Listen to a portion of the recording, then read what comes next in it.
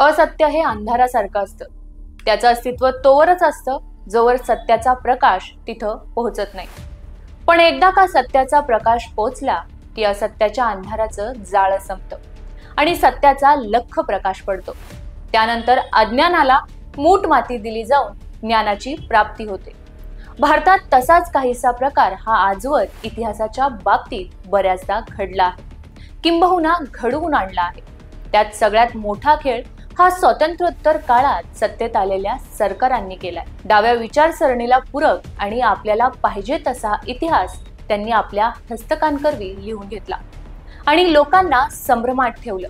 त्यामुळे इतिहासात अस्तित्वात नसलेली अशी अनेक पात्र उभी करून त्याला लोकांच्या माथी मारण्यात आलं. त्यापैकी एक असलेली फातिमा शेख हिच्याविषयी नुकताच उलगडा झालाय. नेमकं काय घडलं, चला जाणून घेऊया. नमस्कार, मी रेणुका पवार, तुम्ही पाहताय वृत्तम मराठी. महात्मा ज्योतिबा फुले आणि क्रांतीज्योती सावित्रीबाई फुले यांच्यासोबत खांद्याला खांदा लावून स्त्री शिक्षणासाठी योगदान देणारी फातिमा शेख मुळात अस्तित्वातच नव्हती. फातिमा शेख हिच्या अस्तित्वावरच प्रश्नचिन्ह उभं करण्यात आले. विशेष म्हणजे फातिमा शेखच्या जयंती दिनीच त्यांच्या अस्तित्वाचा वाद उफाळून आलाय. ज्येष्ठ पत्रकार आणि माहिती प्रसारण खात्याचे सल्लागार दिलीप मंडल यांनी फातिमा शेख हे काल्पनिक पात्र असल्याचा दावा केलाय. दिलीप मंडल यांनी एक्सवर एक पोस्ट शेअर केली. त्यात त्यांनी म्हटलंय की फातिमा शेख एक काल्पनिक पात्र आहे. त्यांच्या कार्याचा एकही ऐतिहासिक पुरावा नाही. त्यांना हवेतून निर्माण करण्याच्या गुन्ह्यात मीही सहभागी होतो, असं त्यांनी आपल्या पोस्टमध्ये म्हटलंय. कबुली जबाबाची पोस्ट शेअर करणारे दिलीप मंडल नेमके आहेत तरी कोण, चला जाणून घेऊया. 2024 पासून माहिती आणि प्रसारण मंत्रालयाचे माध्यम सल्लागार, 2 दशकांपेक्षा अधिक काळ पत्रकार, अनेक वर्तमानपत्रात स्तंभलेखन, ओबीसी, एससी आणि एसटी समाजाच्या प्रश्नांवर लिखाण ते करत आले आहेत. तसेच हिंदुत्वाच्या राजकारणाचे टीकाकार अशी त्यांची एकेकाळी ओळख होती. दिलीप मंडल यांनी अनेक पुस्तकांचं लिखाणही केलंय. मात्र मंडल यांचा दावा काही सत्यशोधक चळवळीच्या अभ्यासकांनी खोडून काढण्याचा प्रयत्न केलाय. सावित्रीबाई फुलेंच्या पत्रव्यवहारात फातिमा शेख यांचा उल्लेख असल्याचं काही अभ्यासकांनी म्हटले, पण तो दावा पोकळ आहे.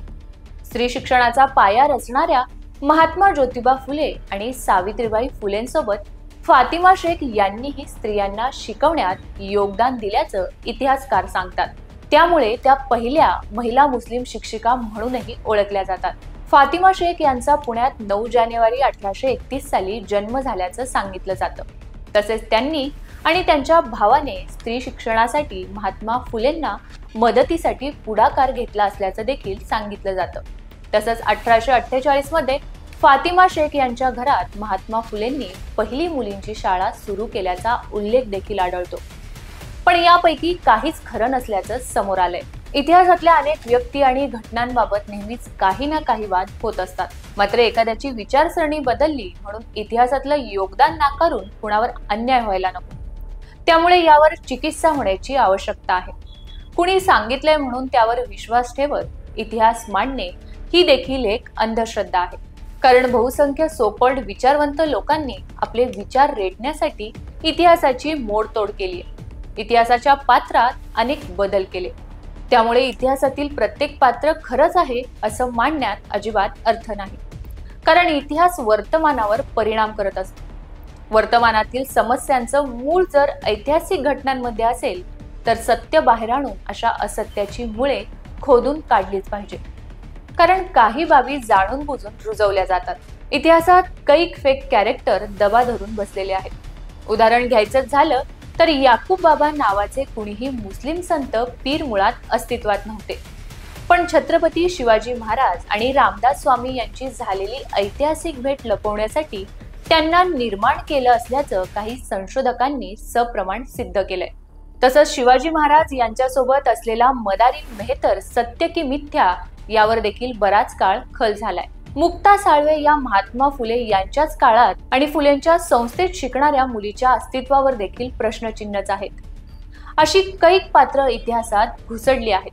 किंबहुना फक्त आपला राजकीय उद्देश साध्य करण्यासाठी लोकांच्या माथी मारण्यात आली आहेत. त्यांना तिथून काढून फेकणं गरजेचं आहे.